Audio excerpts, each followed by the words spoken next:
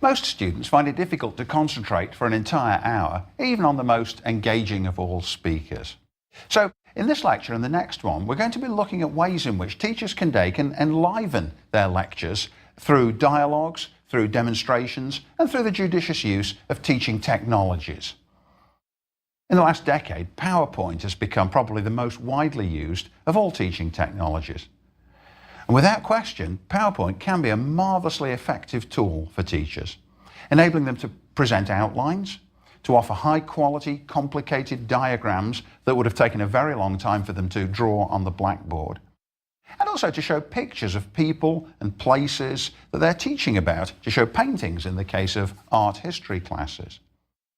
Now, PowerPoint, in a way, has merely replaced the slide projectors that were for decades a standard part of classroom equipment.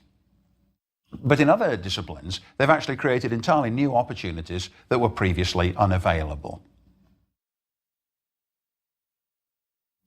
On the other hand, PowerPoint can be overused and it can be misused.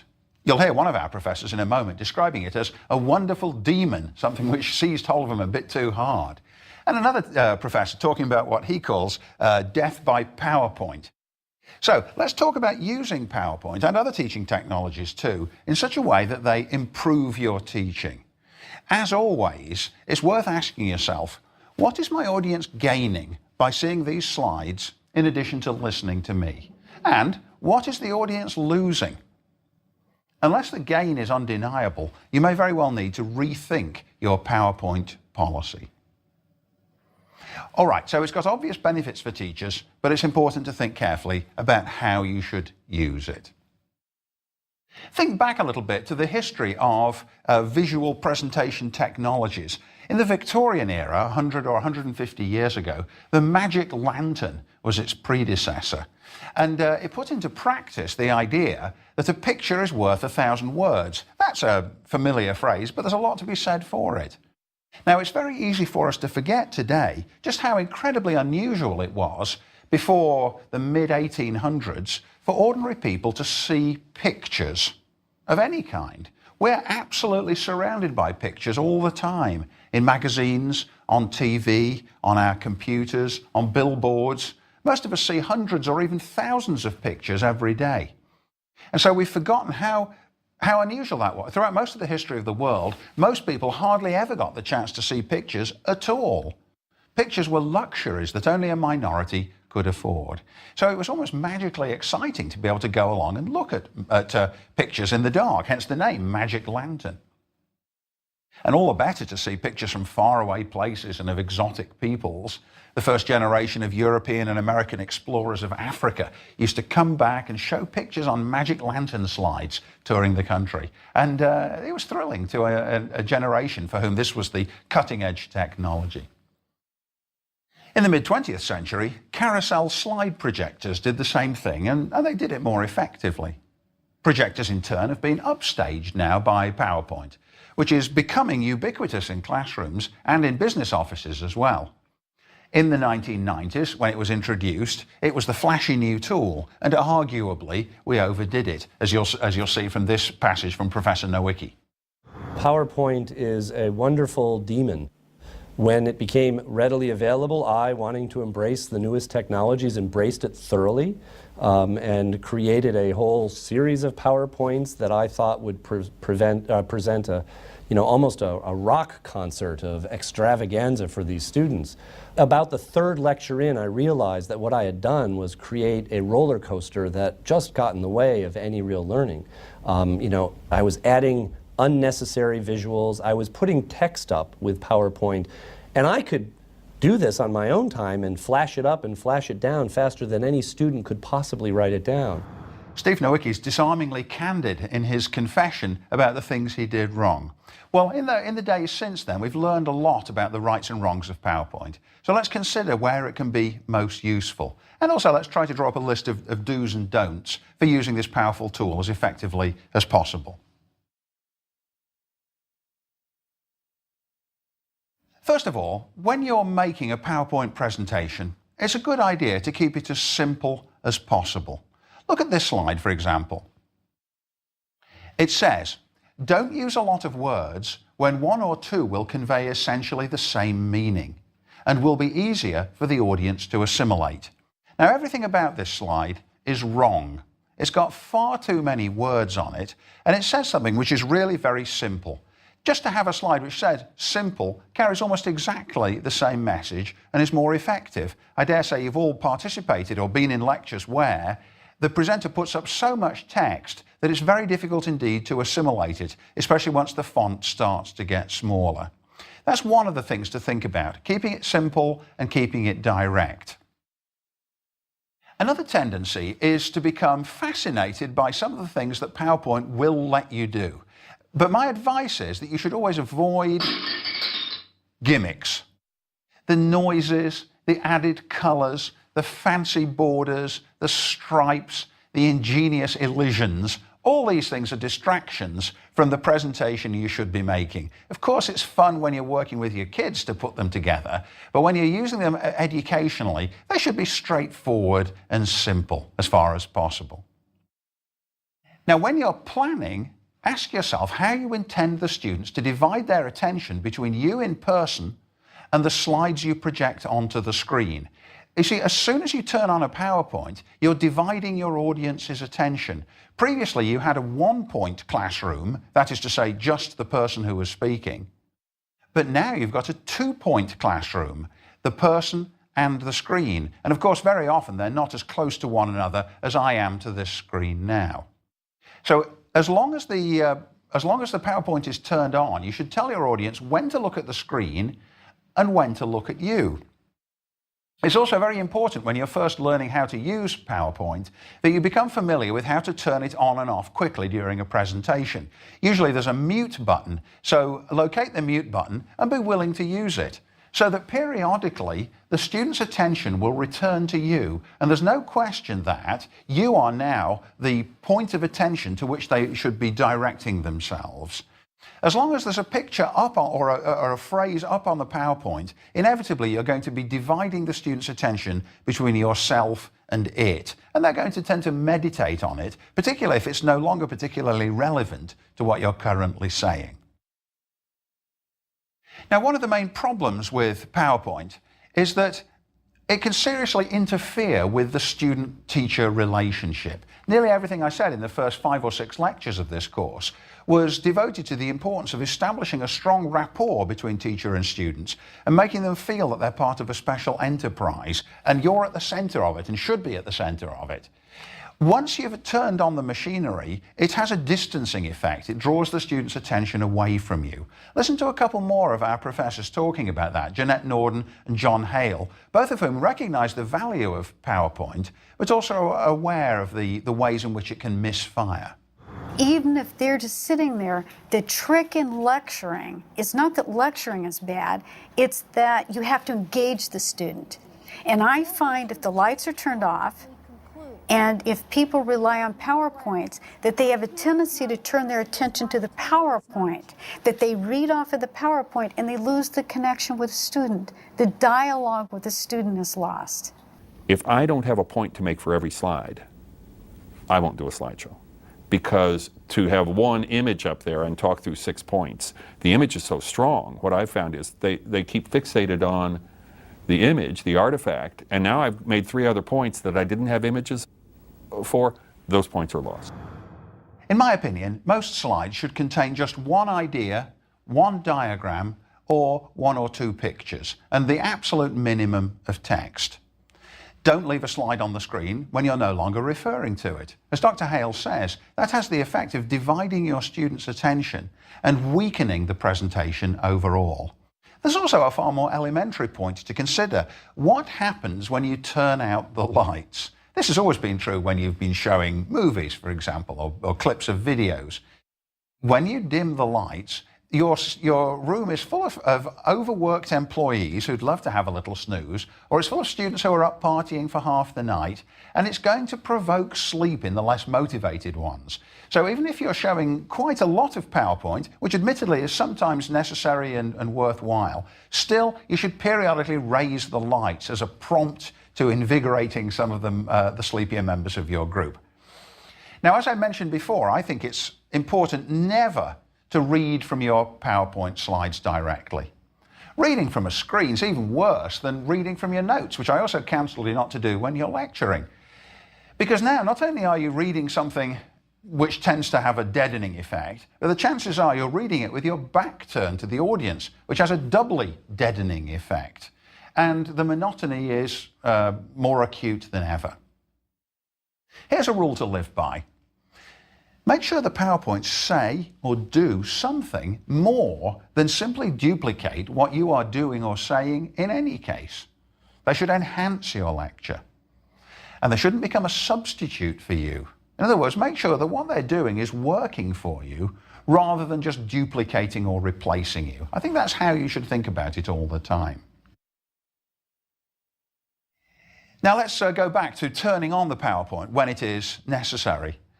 The wrong kind of slide, as I suggested previously, is one like this.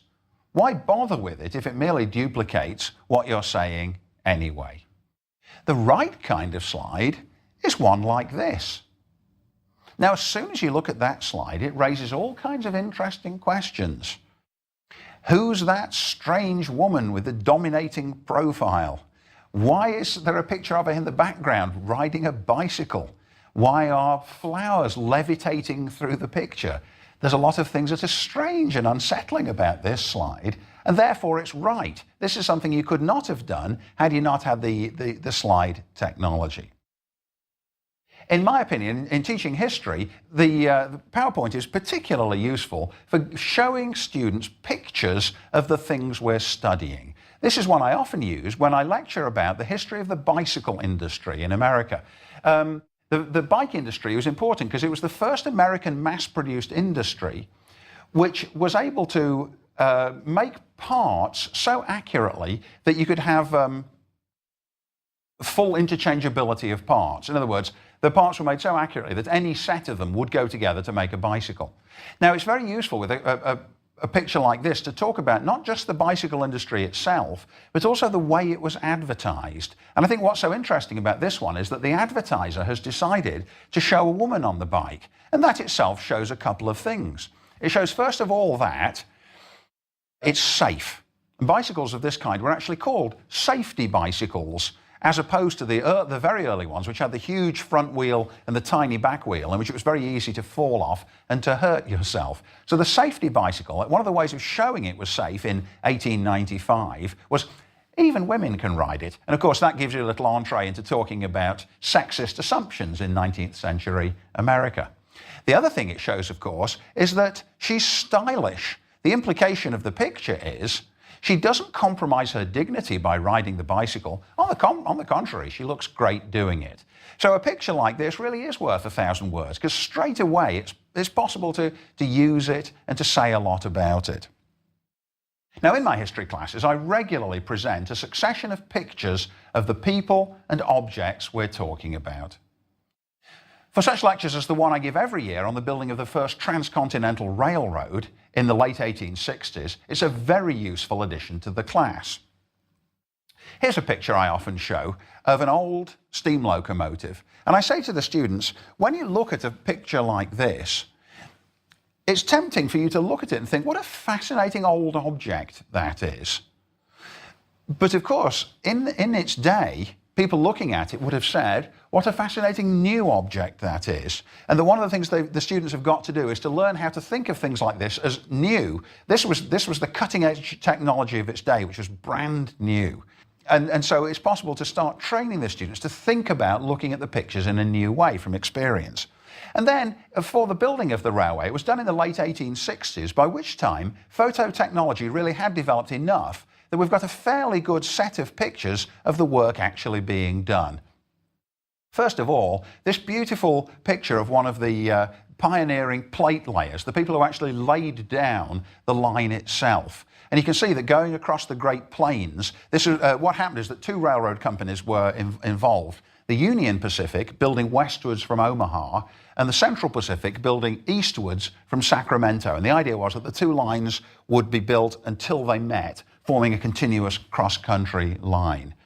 Here are the first people laying the track, and again, it's possible to show, to draw students' attention to certain aspects of it, which otherwise they might miss. They're in a totally treeless land. This is in the high plains.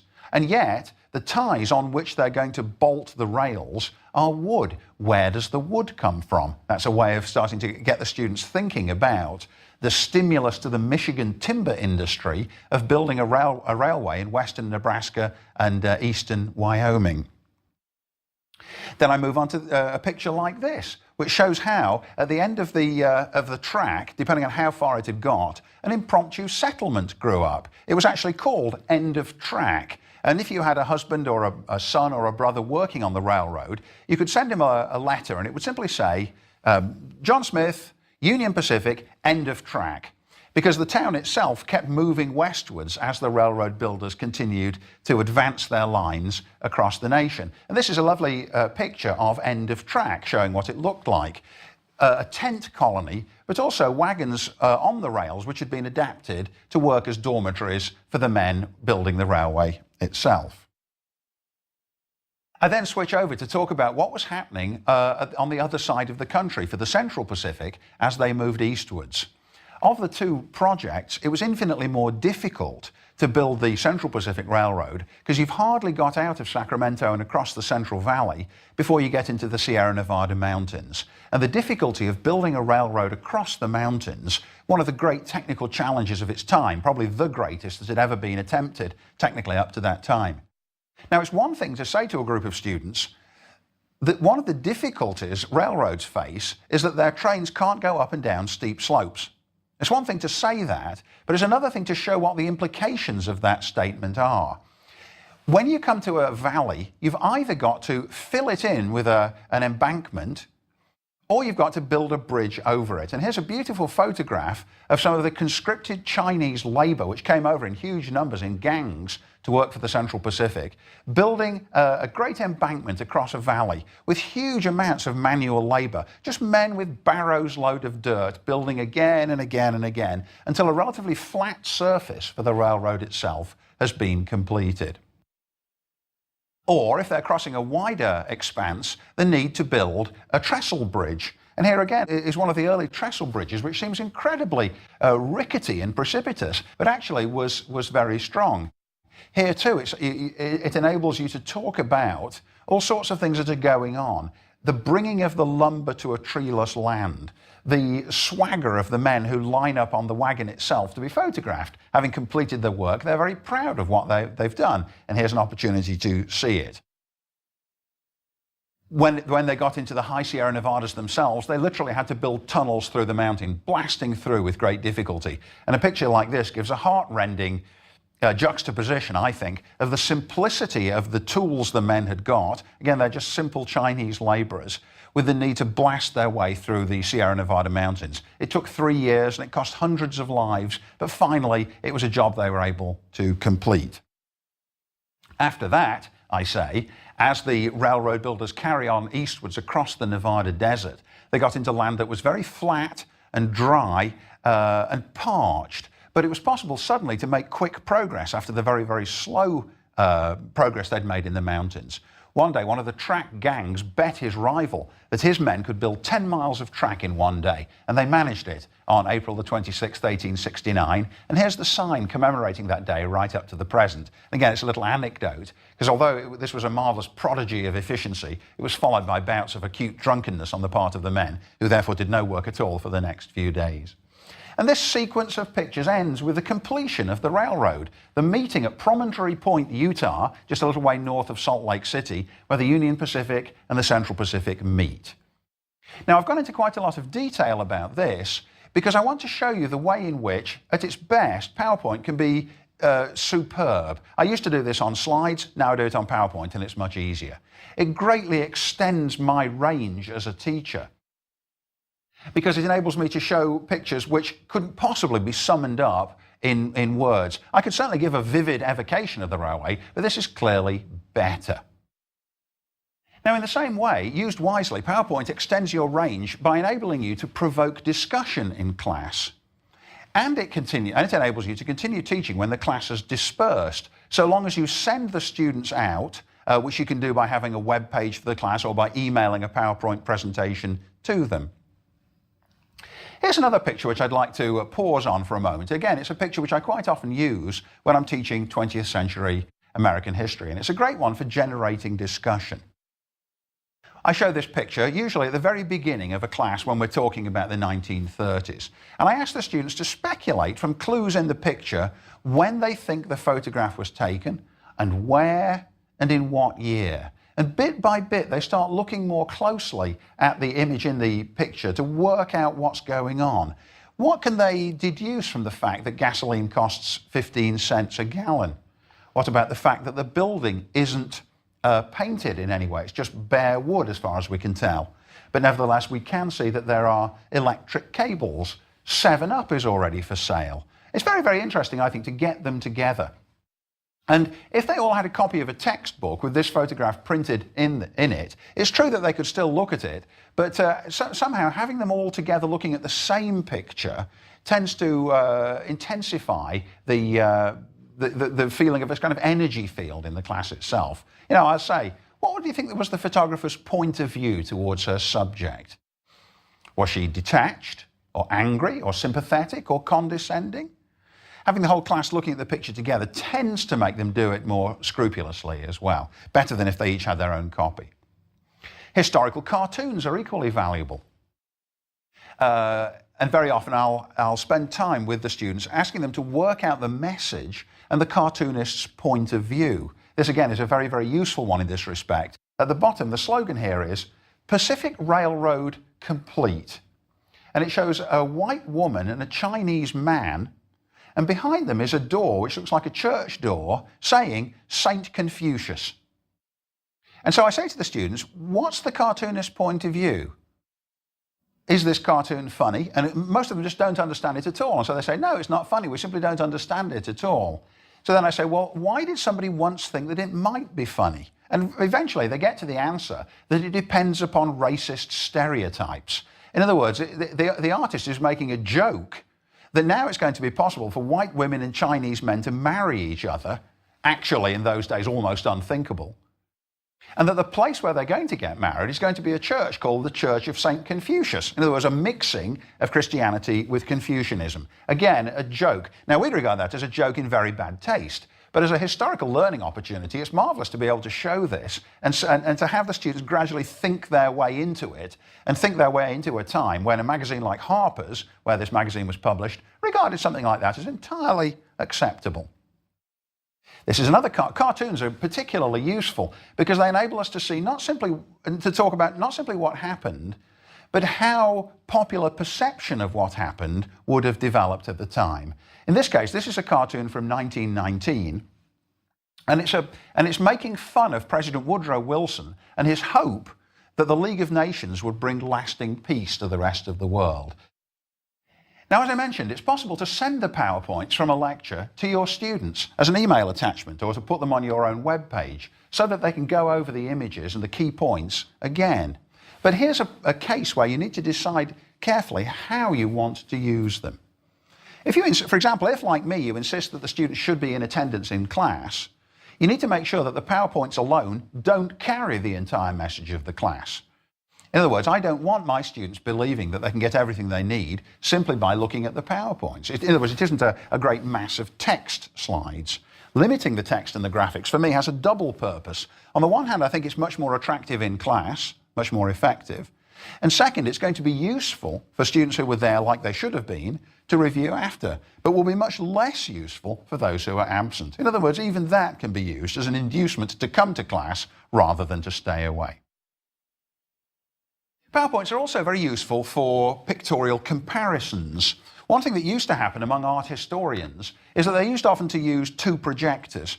Now they can put two pictures on the same PowerPoint, and again, it's much easier to do. So, for example, if you were teaching a class on the pre-Raphaelite artists of Victorian Britain, you could show a Rossetti and a Burne-Jones side by side, both using the same model, and say, how can we tell which one is the Rossetti and which one is the Burne-Jones? Let's do detailed analysis of these slides. So for an art history professor or anyone working on images, I'm sure this is equally true in architectural companies, it's very, very useful indeed to have instant access of this kind. Science professors also find them very, very useful. If you want to do a diagram of DNA or RNA, some highly complicated molecule, it's great to be able to simply have a pre-digested diagram of this kind rather than painstakingly drawing it out a tiny bit at a time. So without having to do the haste and discipline yourself to the complexity of the double helix on the class, you can get it to an outside class and do it more effectively in a PowerPoint slide. Finally, PowerPoint can be useful for creating an outline of your lecture and can recur with different passages coloured or made bold. For example, I might make an outline something like this, and as I got to each theme, that would be the one which I highlighted in colour. So as we got to the section on the drawbacks, that would come in blue. A bit later on, the same slide would come back as a reminder to the student, okay, now we're moving on to a next main point, and it's the next one to be outlined in blue, the continuing advantages of other technologies, that kind of thing. Here's another thing to keep in mind. It's a good idea to plan every lecture and every presentation so that if necessary you can do it without the PowerPoint. The technology does keep improving, but technical failures still happen, and you ought not to render yourself helpless if the technology goes down. I always try to make sure when I'm lecturing with PowerPoint pictures, which I do quite a lot, that if the machinery fails, I can give the lecture anyway. Certainly with something like the railway, it'll be a lesser lecture for lacking the pictures, but I can still do it viably and coherently. And I keep in mind this point, that there's no substitute for an actual person speaking persuasively in front of the group. The more teaching technology you use, the more time you're likely to devote to it, instead of to the students. So make sure that you're using your time wisely, and remember that with the technology, more is not necessarily better. It's striking to me how many of the professors we visited in preparing this course were sceptical about PowerPoint, but they've learned when and how to use it to good effect. If you're showing dense PowerPoint slides and reading them, what could be more deadly? And I know this from personal experience in seminars and colloquia and conferences. I do use PowerPoint, for instance, if there's a complex animation or a diagram, I can spend lots of time crafting it, and then PowerPoint is just a convenient means to present it to the students. I might have central formulas, which are the topic of discussion, which will go up on PowerPoint so that it's visible and large font and clear. It's better than my handwriting at the board. We've all attended presentations and seen lectures where it's, a large number of slides that someone is clicking through with lots of text on them and very little engagement with the audience or with the students. And I think, to me, that's not the sort of active learning that we're trying to achieve. I mean, my whole goal is active learning, where the students are actively working the material with the faculty member, not passively sort of listening to the sage on the stage. I might do some slides to summarize key lessons, maybe for 10 minutes or so, 15 minutes. Sometimes I will use it to launch a class. Like today, I showed some Disney stock price performance data. This chart shows the Disney stock in total from the time he took command as CEO until he resigned. Just to sort of open and make a couple of points about how Disney had done during the Eisner era and how they had done very well in his sort of the first half of his tenure and then not so well in the second half. And so a couple of quick charts to kind of get us going and sort of kickstart the discussion. Students generally share with the faculty an awareness of how useful PowerPoint can be at its best and how bad it can be at its worst. Some of the students we spoke to thought that the teacher was less likely to pay attention to their ideas if the class was using PowerPoint as opposed to if they were using the old board. There's something more hands-on with using the board. It seems like we're in a laboratory and he's trying to find the solution and he's like a mad mathematician up there. When you're using PowerPoint, it seems much more thought out and you know the direction that it's going to go. And not relying on a PowerPoint allows students' opinions to really shine. I think PowerPoint can be effective, but I think it can definitely be ineffective sometimes. I think it's how the PowerPoint is used. So if the teacher's just standing there reading off the slides and not really giving any outside input, I think it's kind of boring. But if they're using that as a reference point, then I think that's a tool that can be effective. On the other hand, with this generation of web-savvy students, it's not surprising perhaps that there's no question they're alive to the benefits of PowerPoint and that many of them appreciate the presentations, especially if they can review them again later when their teacher has posted it, as these student remarks suggest. What's your experience been with teaching technologies? I think they're great because you can go back after that lecture if a teacher puts up a PowerPoint or puts up audio or video of their lecture, and you can go back and go over a concept that maybe you weren't completely sure about in class. I think PowerPoint is a very good tool. I think that newer teaching technology should definitely be supplemental and not completely replace older technologies. Like you can never replace a teacher just going up to the board and just drawing something out for you, or just older teaching methods should still be there, but definitely PowerPoint also facilitates learning and studying for students as well, because you can go online and look up the PowerPoint that you had that day to go over things on your own and just to make sure that you understand everything. Clearly, PowerPoint can detract or it can add to a class. If you want to make the best of it, you need to use it judiciously. And remember that the success of learning and teaching relies upon the all-important relationship between the teacher and the student. Don't permit the technology to interfere with that relationship. Let me sum up. Make sure you're in charge of the technology and that it's not taking over your job or causing you to devote more time to the machinery than to the people in the room. Keep the PowerPoints bold and simple. Make sure they add to your class beyond what you could do without them. But don't let yourself become powerless in the event that the machinery fails. Keep text to a minimum and resist the urge to use the gimmicky options. Use images to spark discussion or to illustrate the points you're making, and turn it off when you're finished with it. Don't allow slides to remain up in front of the class, as they'll distract if they're no longer the subject of discussion. In a way, the mute button is the key to the whole thing. Know at all times what your students are looking at and make sure they're looking at you, not at the screen, for part of every class. In the next lecture, we'll carry on with this kind of thing by looking at some other teaching technologies. Some of them new, very new, others so old that they hardly feel like technologies at all.